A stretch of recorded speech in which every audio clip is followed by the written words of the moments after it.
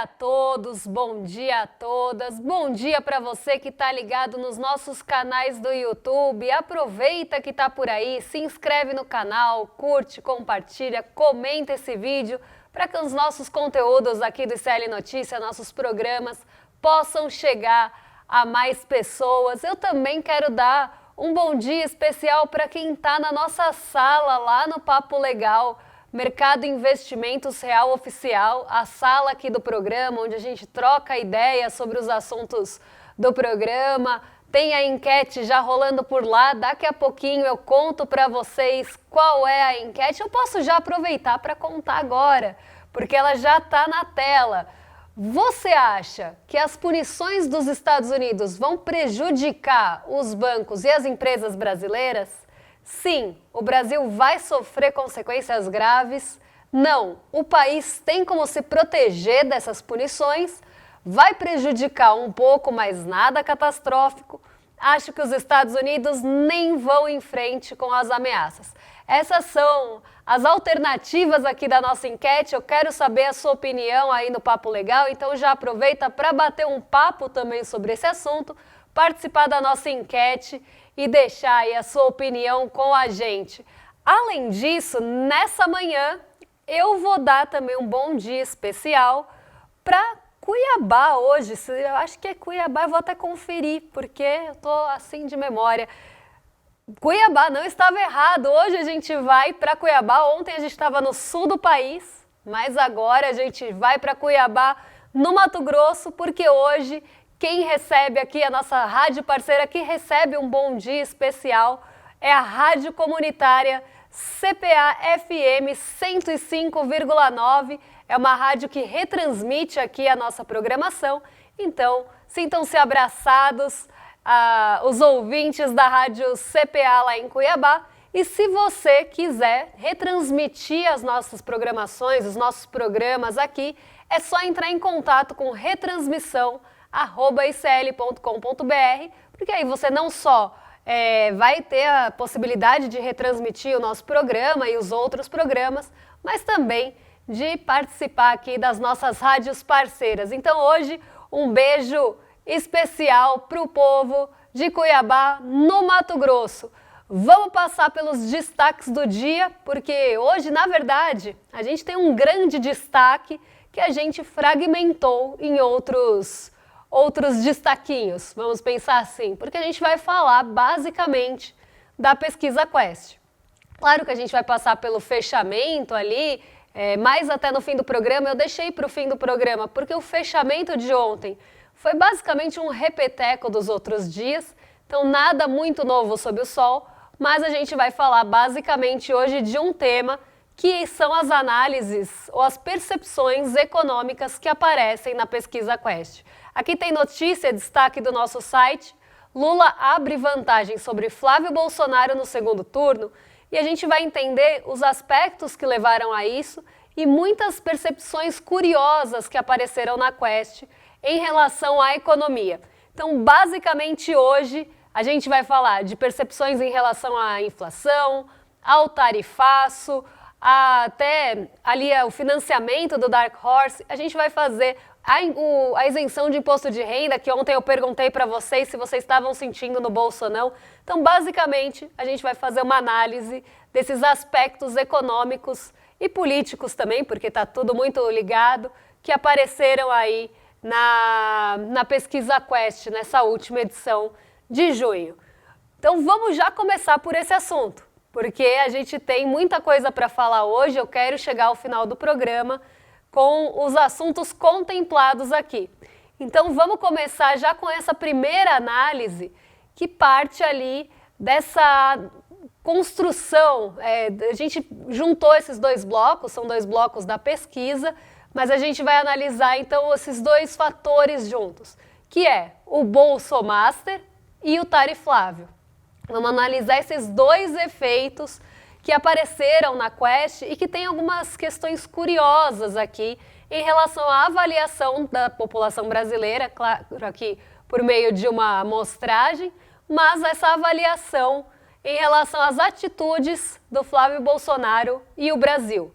porque a gente pode pensar que isso está mais ali na seara política, que está nessa toada, mas isso impacta outros fatores, outros aspectos que a gente vai falar na sequência, principalmente falando de tariflável e dessa tarifação dos Estados Unidos em relação ao Brasil, os recentes ataques ao PIX, que nem apareceu aqui, mas que na verdade está tudo conectado, sendo ali uma forma de tentativa de submissão aos Estados Unidos num desespero de apoio, na verdade nem de apoio, por apoio político. Então vamos começar aqui, né, com a primeira análise da Quest, que é a errou! Então vamos colocar aqui, porque a pergunta era a seguinte: Flávio Bolsonaro acertou ou errou ao pedir financiamento para o Vorcaro? Ele acertou ou errou aí na avaliação dos brasileiros?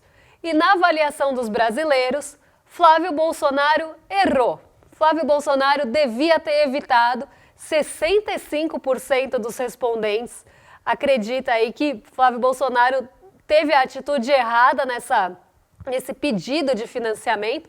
E eu acho que aqui, né, me surpreende, e eu fico surpresa, de 17% achar que acertou e não tem nada demais. Não tem nada demais ali o Flávio Bolsonaro pedir dinheiro para Daniel Vorcaro, que a gente sabe da onde, né, veio também o dinheiro de Daniel Vorcaro, porque se a gente seguir ali na linha, todo o dinheiro que entrou no Banco Master foi, né, daí não estou nem falando da precificação dos ativos, da maquiagem de balanço, das operações intrabanco ali, naquela triangulação com as próprias empresas. Eu nem estou falando desses aspectos.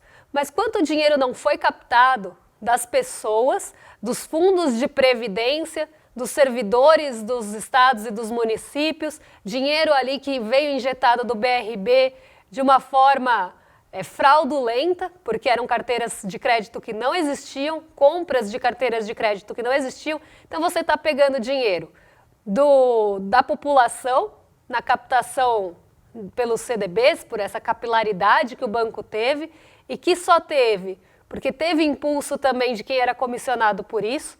Então foi uma forma de entrar com uma rentabilidade agressiva e conseguir chegar às pessoas pelo comissionamento também. Então oferecer um CDB de 130% do CDI, vamos pensar já numa agressividade. O assessor está lá. Ele tem uma possibilidade de oferecer 130% do CDI com uma comissão mais ou menos. E aí ele tem uma rentabilidade ainda maior, que vai chamar mais a atenção do investidor pessoa física. E ainda ele vai ser mais comissionado. Qual você acha que ele vai oferecer no final das contas? Vai oferecer o CDB do Banco Master, ainda que ele saiba que isso pode trazer mais risco. E talvez ele nem explique todos os riscos ali. E ainda use o FGC para te convencer a colocar o dinheiro com ele. Então, a gente vê que teve essa capilaridade, pegou dinheiro de muita gente. Quando isso já não era mais suficiente para sustentar toda a necessidade de recurso, os fundos de previdência dos servidores de estados e municípios entram no jogo e na última tábua de salvação o BRB entra injetando dinheiro, bilhões de reais, em carteiras que não tinham comprovação, numa grande camaradagem. Então a gente está falando também de dinheiro público, a gente está falando de dinheiro de servidor que nem sabia para onde estava indo o dinheiro do fundo de pensão dele. E aí as pessoas não acham nada demais que esse recurso, que inclusive gira ali dentro do Master, numa grande fraude, num grande golpe financeiro, vá para o Dark Horse pedir dinheiro para o Vorcaro, não foi um problema aqui. Sabendo da onde veio e qual a natureza desse recurso e tudo que o Vorcaro fez, todo mundo que ele envolveu na sua teia de relações para conseguir manter esse poder, para conseguir ter também esses acessos. Mas aqui, as pessoas, 17% acham nada demais. Ainda bem que 65% consegue ver problema nisso, porque é um grande problema e está ligado a isso com o uso desse dinheiro, mais ainda. Mas vamos aqui continuar, ainda mais falando aí de um filme, né? A gente sabe qual foi o teor das mensagens, naquela coisa de apoio. Também não podemos esquecer que o Fabiano Zettel foi o maior doador da campanha de Bolsonaro e Tarcísio, e ele é cunhado do Vorcaro. Então os apoios, eles estão aí, as conexões, elas estão acontecendo, essas relações, elas existem. Não adianta tentar falar, não, mas como o próprio Flávio Bolsonaro tentou se defender e não conseguiu, mas é dinheiro privado. Mas, primeiro, qual a origem desse dinheiro privado? Segundo, esse dinheiro privado ia vir sem nenhuma contrapartida. Então, vamos lá, né? Não vamos ser inocentes aqui em relação a isso. Vamos passar para nosso próximo quadro aqui da Quest, que é o envolvimento do Flávio Bolsonaro. A pergunta era a seguinte: Flávio Bolsonaro pode estar escondendo envolvimento ilegal no caso do Banco Master ou não? Será que, primeiro, né, ele... Tem até uma pergunta que fala que se ele sabia, mas aqui a gente está pensando nesse envolvimento ilegal do Flávio Bolsonaro com o caso Master.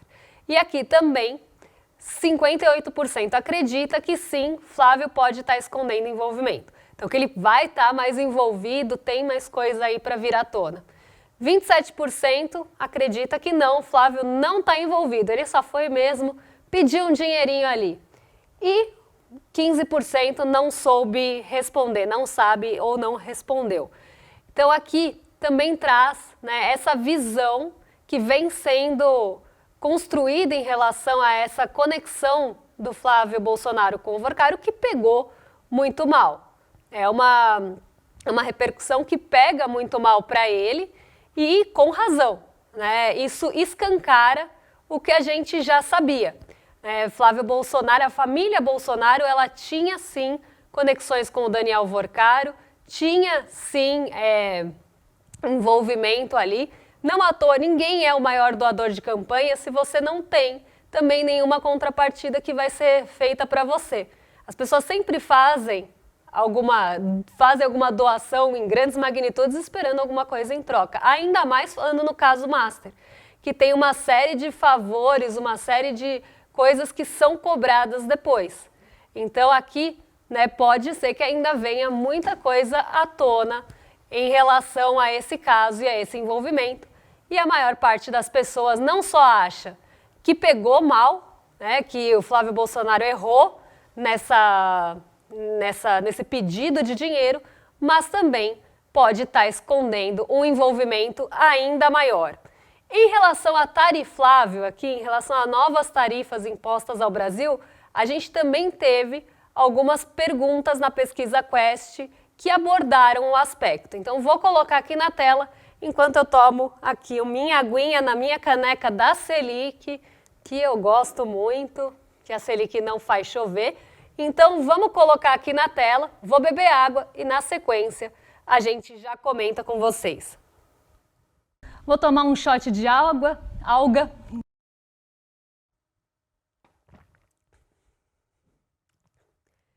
Vou tomar um shot de alga. Shot tomado aqui, hidratação feita, pausa estratégica. Vamos ver o que perguntou a Quest em relação ao tariflável, em relação aos efeitos das tarifas impostas pelos Estados Unidos ao Brasil e os efeitos disso na economia brasileira. Você acredita que as punições dos Estados Unidos vão prejudicar bancos e empresas brasileiras? 53% acha que sim, 34% acha que não e 13% não soube responder ou não respondeu. E vamos ver qual que é a próxima pergunta, porque aí eu já analiso as duas juntas, porque a próxima é em relação às empresas estadunidenses. Então vamos colocar aqui a próxima pergunta na tela. Pelo que você sabe, essa é muito boa, tá? Pelo que você sabe, a relação comercial entre o Brasil e os Estados Unidos é injusta e prejudica as empresas americanas? Essa é a pergunta aqui da Quest. 21% diz que sim, 57% diz que não e 22% não respondeu ou não soube responder. Então, o que a gente tira daqui? As pessoas veem o impacto das tarifas nas empresas brasileiras e nas operações brasileiras de uma forma geral, na negociação, principalmente entre o Brasil e os Estados Unidos, a gente poderia expandir para lá. Mas essa pergunta é muito boa porque a justificativa para a imposição das tarifas, a justificativa vem de uma investigação, como se a gente tivesse um descompasso entre o que a gente cobra de tarifa, entre as relações comerciais do Brasil e dos Estados Unidos. Como se a gente prejudicasse as empresas estadunidenses, como se o Brasil, em sua forma de operar, em suas relações comerciais, em suas relações entre países, prejudicasse as empresas dos Estados Unidos e elas fossem vítimas desse prejuízo. Fossem grandes vítimas do sistema brasileiro aqui, e por isso, depois de uma investigação, eles concluíram que o Brasil poderia ser sancionado, poderia ali ter tarifas impostas com base nessa investigação, então poderia ser alvo de tarifas, já que abre precedente para isso.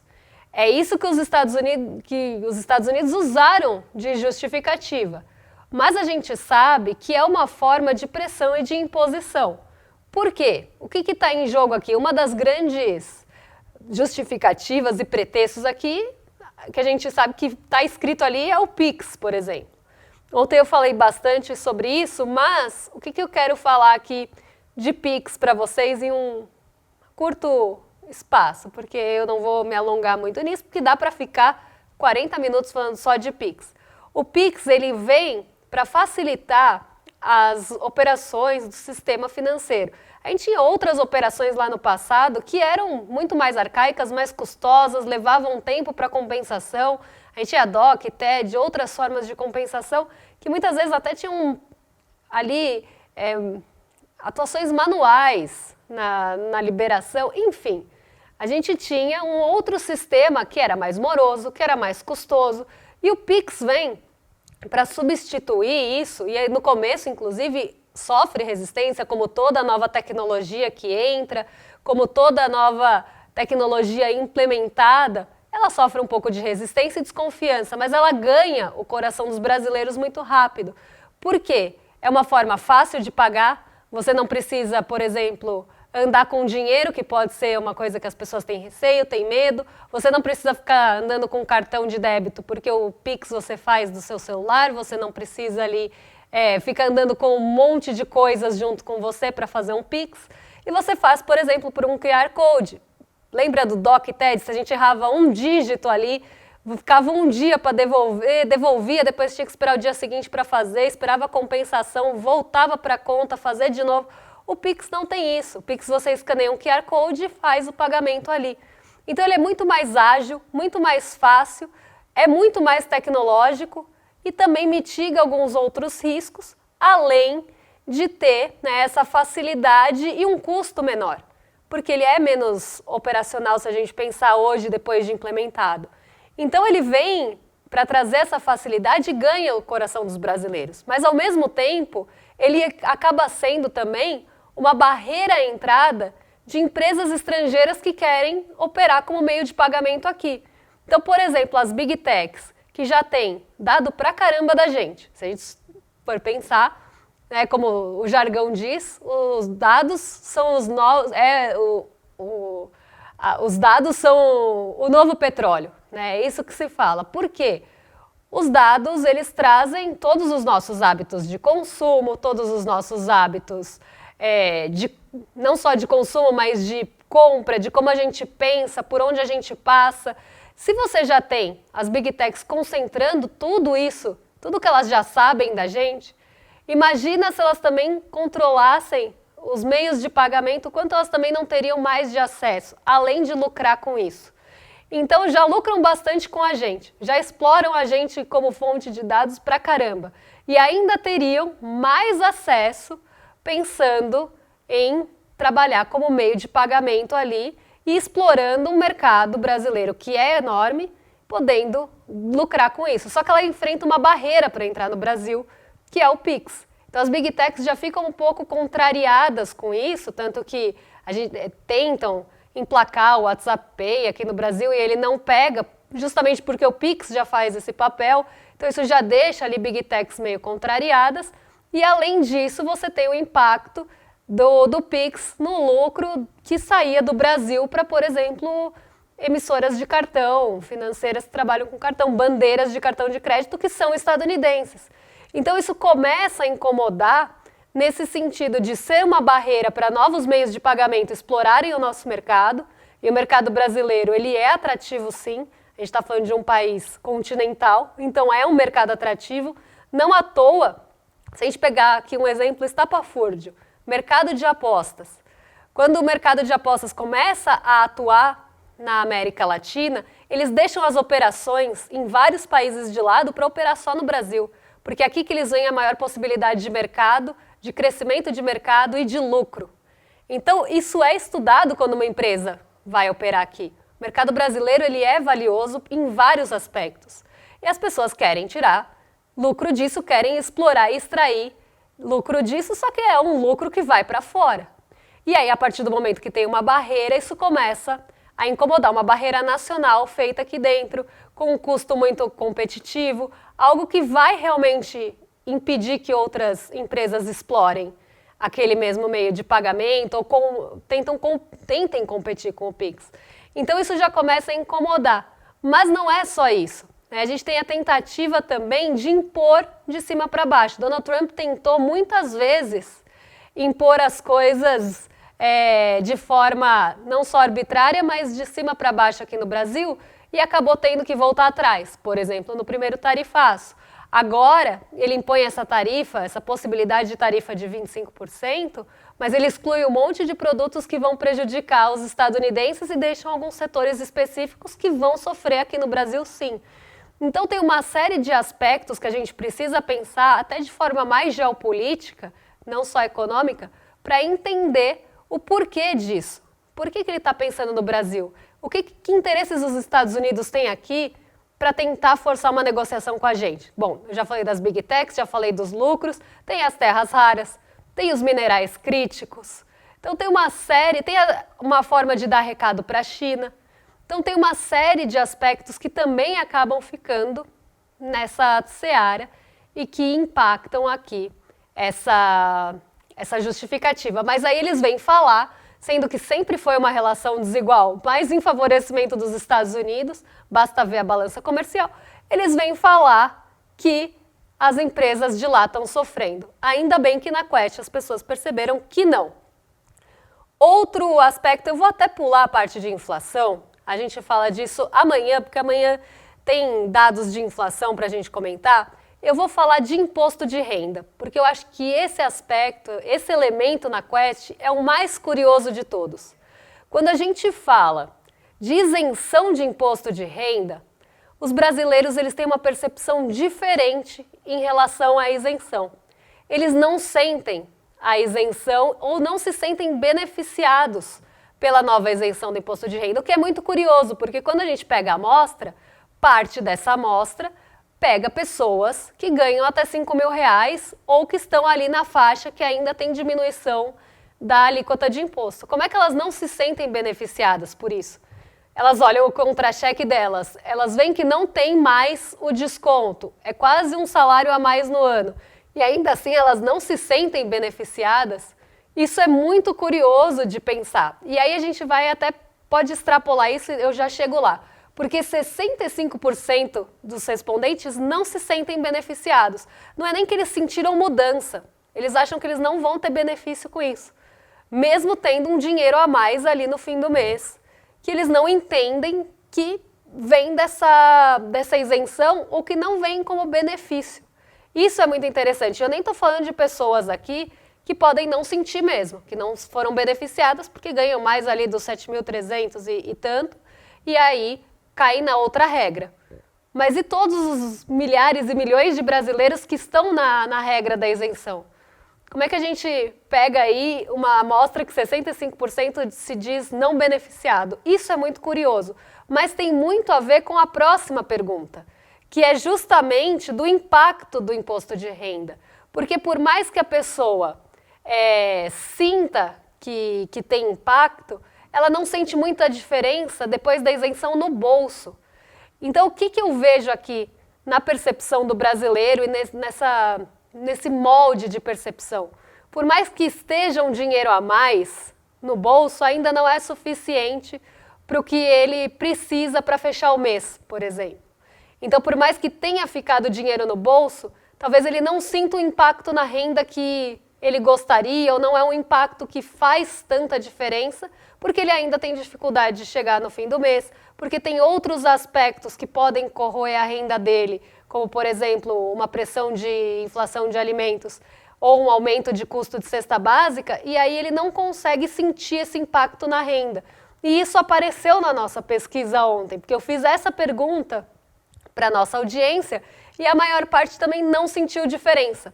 Então a gente vê que cai, né, o percentual de não sentir diferença, mas 42%, por mais que tenha dinheiro no bolso, ainda não tem a percepção de renda no bolso.